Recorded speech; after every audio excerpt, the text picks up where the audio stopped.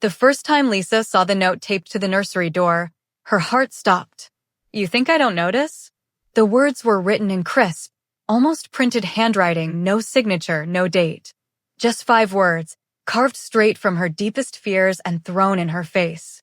She stood in the hallway, clutching a mug of cold coffee, an icy shiver crawling up her spine. The house was silent. Mark, her husband, had already left for work, and their daughter, Emma, slept peacefully in her crib. But that note, it couldn't be here by accident. Someone knew. Someone had seen. Lisa couldn't immediately pinpoint what terrified her so deeply. She hadn't done anything wrong, at least. That's what she told herself. But deep down, in that shadowed corner of her mind, she tried so hard to avoid. A flicker of guilt stirred. Faint, like a candle trembling in a draft, but strong enough to make her wonder, what if? It had all started 2 months ago with something small. It's strange how the most destructive things in life often begin with nothing, a word left unsaid, an awkward silence, something you didn't do rather than something you did. Mark worked in finance, reliable, punctual, slightly reserved. The stable husband. Lisa loved him for it. Or at least, she thought she did. But over time, a crack had formed between them, thin, nearly invisible, yet deep. They'd stopped talking. Not because of fights, no. They'd just stopped. Dinners passed in silence, broken only by the clink of forks against plates. Evenings were spent staring at screens. Nights, back-to-back in bed. Lisa felt lonelier in her own home than anywhere else. That's when she began noticing little oddities. Her favorite bracelet would vanish, only to reappear weeks later in Mark's dresser drawer. Her journal would be lying in a place she didn't leave it. Once, she found a coffee cup on the kitchen table, though she'd only drunk tea that morning. Mark insisted he hadn't touched coffee in a year. She blamed it on exhaustion, stress, mom brain, as her friends joked. But the suspicion never faded. Then came the first note. Lisa peeled it from the door and slipped it into her robe pocket. She didn't want Mark to see it, not because she feared his reaction, but because she feared her own. What if it was him? What if he knew? But knew what? She returned to the kitchen, set the mug in the sink, and sat at the table. Outside, a gray rain fell. One question looped in her mind. What did I do? And then she remembered. 3 weeks ago, on a Wednesday when Mark was working late, Lisa received a message from an old friend, David. They'd gone to college together, but lost touch after her wedding. He'd written simply, "Hey, long time no see. How are you?" She replied. Then again. Soon, they were texting nearly every day. Nothing romantic, just conversations about the past, books, how life had changed. Sometimes he'd ask, "Are you happy?" She always answered, "Yes, of course." But deep down, she knew it was a lie. One day, David suggested meeting for coffee. Just as friends, he wrote. She agreed. The meeting lasted 40 minutes. They sat in the corner of a cozy cafe, laughing, reminiscing about youthful foolishness. No touching. No hints. Just relief. Like someone had opened a window in a stuffy room. She told no one, not her friends, not Mark. It was her tiny secret space, the only place she still felt alive. But now, that note. The next day, Lisa decided to investigate. She searched Mark's drawers, his work laptop. She knew the password, their wedding date, even his car. Nothing. No notes, no evidence of surveillance. Just bills, documents, a grocery list. She began doubting herself. Maybe it was a joke? Maybe Emma, playing, had found an old note and stuck it there? But Emma was only 5. She couldn't even read. That evening, when Mark came home, Lisa watched him closely. He was his usual self, calm, slightly tired, kissed her forehead, played with Emma, ate dinner. Nothing unusual. But then, when he went to the bathroom, she noticed his phone left on the couch. She approached casually and glanced at the screen. A notification. New message from S. Her heart pounded again. Who was S? She didn't know any woman in his life whose name started with S, no colleagues, no friends. She didn't read the message. Couldn't. But a new thought took root.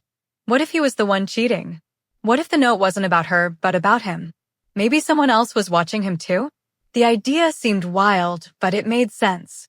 And most importantly, it brought relief. Because if he was guilty, then she wasn't alone in this guilt. The next morning, Lisa woke with resolve. If there was a secret in their marriage, she would uncover it. Not to destroy, but to know the truth. She installed a location tracking app on his phone. Not because she wanted to spy, but because she could no longer live in the fog. She justified it as temporary. As soon as she understood what was happening, she'd delete it. For 2 days, nothing changed. He went to work, the gym, the grocery store. Routine. But on the third night, the dot on the map stopped not at the office, not at home. It froze on the edge of town, in a neighborhood Lisa had never visited. She waited until midnight. He didn't return. Didn't answer calls. Not until 2 a.m. when a text appeared, stuck in a meeting. Don't wait up. Lisa didn't sleep. She sat in the dark living room, holding Emma, though the girl had long since drifted off. Her mind replayed scenes from movies, from other people's stories, affairs, lies, divorces. But she didn't want that. She wanted her family. She wanted things to go back to how they were. Mark came home the next morning tired but calm. He offered no explanation for where he'd been. Just said, "It's fine," and went to shower. Lisa stayed silent. But something inside her had broken. A week passed. No more notes appeared. Lisa nearly convinced herself it had all been her imagination. But one day, while cleaning the hallway closet, she found an envelope. It was tucked behind an old umbrella, in a dusty corner untouched for years. Plain white, no stamp. Inside, a photograph. It showed her in the cafe with David. They were laughing. In the background, a wall clock read 3:22 p.m. The date on the photo, 3 weeks ago. Beneath it, one line. I saw, and I won't forget. Lisa nearly dropped the envelope. Who is this? Who had been watching her? It couldn't be Mark. He'd been at work. It couldn't be David. Why would he do this? She ran through everyone she knew. Colleagues? Neighbors? Relatives? No one had reason to spy on her. Then she remembered. Emma. That day she met David, she'd left Emma with their neighbor, Mrs. Carter. But Emma had fussed and refused to stay. So Lisa took her along, left her in the car with a tablet and toys while she had coffee, just 40 minutes. She'd been sure it was fine, windows cracked, doors locked, child safe. But what if Emma had seen? What if she'd gotten out of the car? What if someone approached her? Or what if she simply remembered? Lisa rushed to the nursery. Emma was drawing at her little table. On the paper, 2 figures at a table. One with long hair, Lisa, the other a man. Between them, a heart. Who's this, sweetie? Lisa asked, forcing calm into her voice.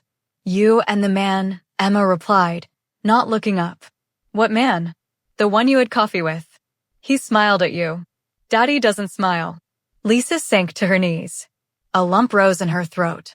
Did you tell Daddy? Emma shrugged. He asked why you only smile with him. I told the truth.